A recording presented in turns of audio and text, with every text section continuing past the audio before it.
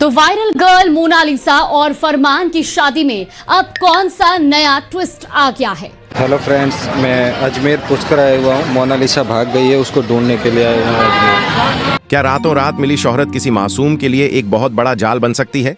महाकुंभ की viral girl के नाम से मशहूर हुई मोनालिसा की जिस गुपचुप शादी ने चारों तरफ धूम मचा रखी थी, आज उसी शादी ने एक बहुत बड़े कानूनी अपराध का रूप ले लिया है। हर तरफ बस एक ही सवाल गूंज रहा है, क्या सच में मोनालिसा के पति फरमान खान को अब जेल की हवा खानी पड़ेगी। आखिर उस सरकारी जांच में ऐसा क्या एक्सपोज हुआ है जिसने सारे दावों की पोल खोल दी और पुलिस को सीधा सख्त एक्शन लेने पर मजबूर कर दिया। फर्जी कागजात, बड़े धोखे और एक नाबालिग की जिंदगी से जुड़े इस पूरे मामले का असली सच आज हम आपके सामने परत दर परत खोलेंगे। इस एक्सक्लूसिव रिपोर्ट में आपका स्वागत है। आज हम जानेंगे कि आखिर फरमान को लेकर किए जा रहे इन बड़े दावों में कितनी सच्चाई है। लेकिन सच्चाई के इस सफर में आगे बढ़ने से पहले कमेंट्स में जरूर बताएं कि आप हमारी यह रिपोर्ट किस शहर या राज्य से देख रहे हैं। आजकल के इस दौर में जहां किसी का भी अचानक से रातों रात मशहूर हो जाना एक आम घटना सी लगने लगी है, उस चकाचौंध के पीछे जो एक खौफनाक हकीकत छिपी होती है उस पर अक्सर किसी का ध्यान नहीं जाता। महाकुंभ के पवित्र घाटों पर अपने गरीब परिवार का पेट पालने के लिए रुद्राक्ष बेचने वाली मोनालिसा भोसले की कहानी भी इसी अचानक मिली प्रसिद्धि का शिकार हुई है। एक ऐसी लड़की जिसका जीवन केवल अपने परिवार, अपनी छोटी सी दुनिया और अपनी रोजमर्रा की जद्दोजहद तक सीमित था, वह अचानक से देश के लाखों करोड़ों लोगों की नजरों के सामने आ गई। इन दिनों लोगों के मोबाइल स्क्रीन्स पर उसकी सादगी और उसकी मासूमियत को हाथों हाथ लिया गया। लेकिन यह अचानक मिली प्रसिद्धि अपने साथ एक बहुत बड़ा जोखिम भी लेकर आई। जब कोई व्यक्ति, विशेषकर एक कम उम्र की बच्ची, अचानक से इतनी बड़ी पहचान हासिल कर लेती है तो वह उन लोगों की नजरों में भी आ जाती है जो इस प्रसिद्धि का अपने व्यक्तिगत स्वार्थ के लिए इस्तेमाल करना चाहते हैं। मनोवैज्ञानिक और अपराध विशेषज्ञ इसे भेद्यता कहते हैं। एक गरीब परिवार जिसके पास न तो इस नई दुनिया की समझ होती है और न ही किसी प्रकार का कानूनी या जनसंपर्क मार्गदर्शन, वह बहुत आसानी से बाहरी लोगों के प्रभाव में आ जाता है।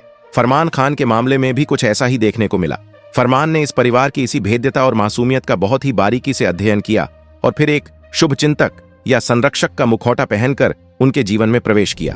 यह कोई रातों रात लिया गया फैसला नहीं था, बल्कि एक मासूम को अपने जाल में फंसाने की एक बहुत ही सुनियोजित और लंबी प्रक्रिया थी।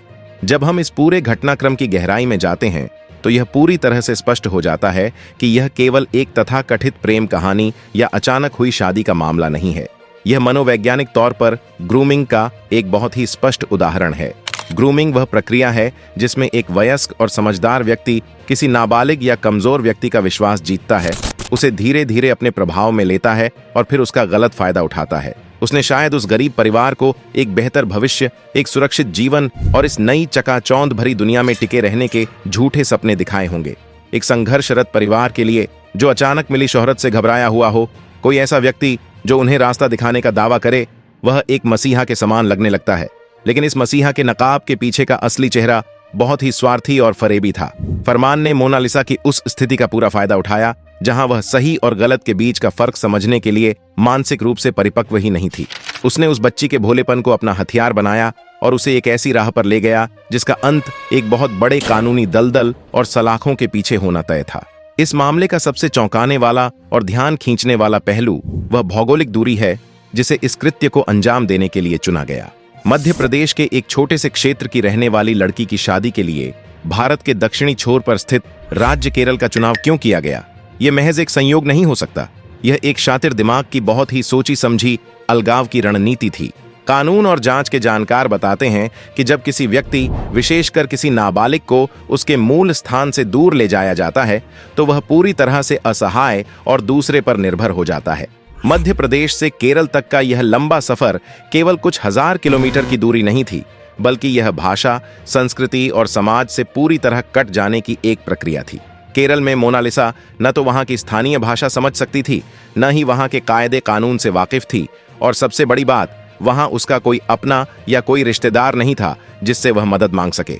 फरमान खान यह बहुत अच्छी तरह से जानता था कि यदि यह शादी मध्य प्रदेश में लड़की के स्थानीय इलाके के आसपास की गई तो वहां के स्थानीय लोग, प्रशासन या पुलिस तुरंत इस विवाह में दखल दे देंगी।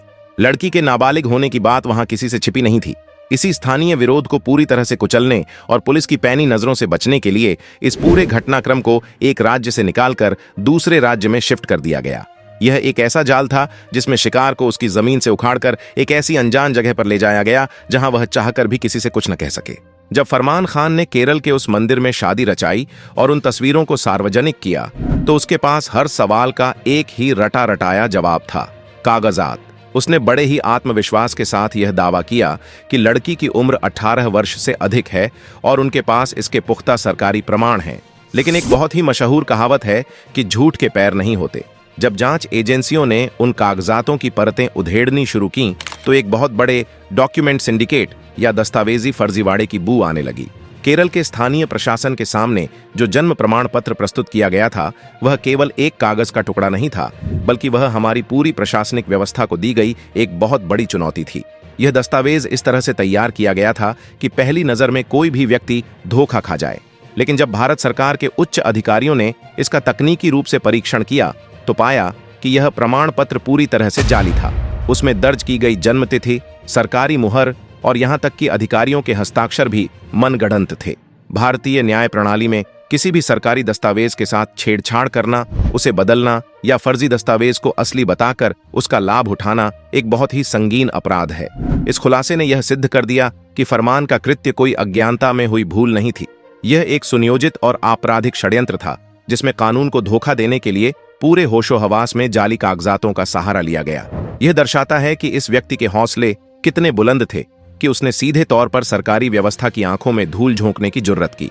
शायद फरमान खान ने यह सोचा होगा कि वह दुनिया के सामने कुछ बयान देकर और कुछ जाली कागज दिखाकर आसानी से बच निकलेगा, लेकिन उसने इस देश के उस संवैधानिक ढांचे को बहुत कम आंका जो समाज के कमजोर और हाशिए पर खड़े वर्गों की रक्षा के लिए बनाया गया है।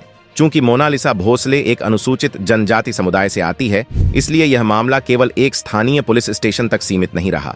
देश के सबसे शक्तिशाली आयोगों में से एक राष्ट्रीय अनुसूचित जनजाति आयोग ने इस पूरे मामले में एक बहुत ही ऐतिहासिक और आक्रामक रुख अपनाया। आयोग के पास किसी भी मामले का स्वतः संज्ञान लेने और देश के किसी भी बड़े से बड़े अधिकारी को तलब करने की असीम शक्ति होती है। जैसे ही यह मामला आयोग के संज्ञान में आया, उन्होंने बिना एक पल की देरी किए अपनी एक उच्च स्तरीय और अनुभवी टीम को इस जांच में लगा दिया। आयोग का यह कदम हमारे देश की उस व्यवस्था को दर्शाता है जहां कोई भी व्यक्ति, चाहे वह कितना भी चालाक क्यों न हो, कानून की लंबी पहुंच से नहीं बच सकता। आयोग ने केरल और मध्य प्रदेश के प्रशासन के बीच तालमेल स्थापित किया और इस बात की गहराई से जांच की कि आखिर यह फर्जीवाड़ा कैसे और कहां से हुआ। आयोग का यह हस्तक्षेप न केवल मोनालिसा के लिए बल्कि उन तमाम लड़कियों के लिए एक सुरक्षा कवच बनकर सामने आया है जिन्हें इसी तरह बहला फुसलाकर उनके मूल अधिकारों से वंचित किया जाता है। आयोग की इस त्वरित सक्रियता ने यह स्पष्ट कर दिया कि जनजातीय समुदाय की एक मासूम बेटी के साथ हुआ यह छल किसी भी कीमत पर बर्दाश्त नहीं किया जाएगा। जांच का सबसे बड़ा खुलासा मध्य प्रदेश के एक सरकारी अस्पताल में हुआ। जब आयोग की टीम ने सालों पुराने डिलीवरी रजिस्टर को खंगाला तो फरमान के जाली कागजातों का पर्दाफाश हो गया। इस अकाट्य सरकारी रिकॉर्ड के अनुसार मोनालिसा का जन्म 30 दिसंबर 2009 को हुआ था। इससे यह पूरी तरह साबित हो गया कि 11 मार्च 2026 को शादी के दिन उसकी असली उम्र महज 16 साल और 2 महीने थी। अस्पताल के रिकॉर्ड्स ने फरमान के सच्चे इंसान होने के मुखौटे को उतार दिया है। 16 साल की उम्र कानूनन नाबालिग की श्रेणी में आती है, जहां विवाह की कोई कानूनी मान्यता नहीं होती। अक्सर यह भ्रम फैलाया जाता है कि लड़की राजी थी, लेकिन भारतीय न्याय प्रणाली में एक नाबालिग की सहमति का कोई कानूनी मूल्य नहीं है। कानून स्पष्ट मानता है कि 18 साल से कम उम्र की बच्ची जीवन के इतने जटिल फैसले लेने के लिए मानसिक और भावनात्मक रूप से परिपक्व नहीं होती और ऐसी मर्जी अक्सर किसी डर, प्रभाव या बहकावे का परिणाम हो सकती है। कानून की नजर में नाबालिग की सहमति का कोई मूल्य नहीं होता, इसलिए मर्जी का तर्क फरमान खान को सख्त सजा से नहीं बचा सकता। जैसे ही अस्पताल के रिकॉर्ड से उम्र का सच उजागर हुआ, मध्य प्रदेश पुलिस ने 2 सबसे कठोर कानूनों के तहत शिकंजा कस दिया।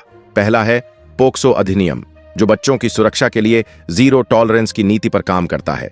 इस कानून के तहत 16 साल की बच्ची से विवाह एक अत्यंत गंभीर अपराध है, जिसमें तुरंत गिरफ्तारी का प्रावधान है और जमानत मिलना लगभग नामुमकिन होता है। इसमें सजा के प्रावधान भी बेहद कड़े और दीर्घकालिक हैं। लड़की के एसटी वर्ग से होने के कारण इस मामले में एट्रोसिटी एक्ट भी जुड़ गया है, जिसमें अग्रिम जमानत का कोई प्रावधान नहीं है। इन बेहद सख्त धाराओं के चलते फरमान खान का जेल जाना लगभग तय है। ये घटना आजकल की चकाचौंध भरी दुनिया का एक कड़वा सच है और उन लोगों के लिए एक सख्त चेतावनी भी जो जाली कागजात और राज्यों की दूरी का फायदा उठाकर कानून की आंखों में धूल झोंकना चाहते हैं। आयोग की सक्रियता ने साबित कर दिया है कि सच्चाई छुप नहीं सकती और अदालत का आने वाला फैसला बाल विवाह व फर्जीवाड़े के मामलों में एक बड़ी नजीर बनेगा। इस विस्तृत रिपोर्ट के अंत में आइए बिल्कुल साफ कर दें कि हकीकत क्या है। यह साबित हो चुका है कि शादी के वक्त मोनालिसा 16 साल की नाबालिग थी और केरल का जन्म प्रमाण पत्र पूरी तरह जाली था। इन्हीं पुख्ता सबूतों के आधार पर फरमान के खिलाफ पोक्सो और एट्रोसिटी एक्ट में गैर जमानती FIR दर्ज हो चुकी है। कोर्ट का फैसला आना अभी बाकी है, लेकिन इन सख्त धाराओं से उसका बचना अब लगभग नामुमकिन है। ये बेबाक रिपोर्ट पसंद आई हो तो वीडियो को लाइक, शेयर और आपके अपने चैनल को आज ही सब्सक्राइब करें। जय हिंद।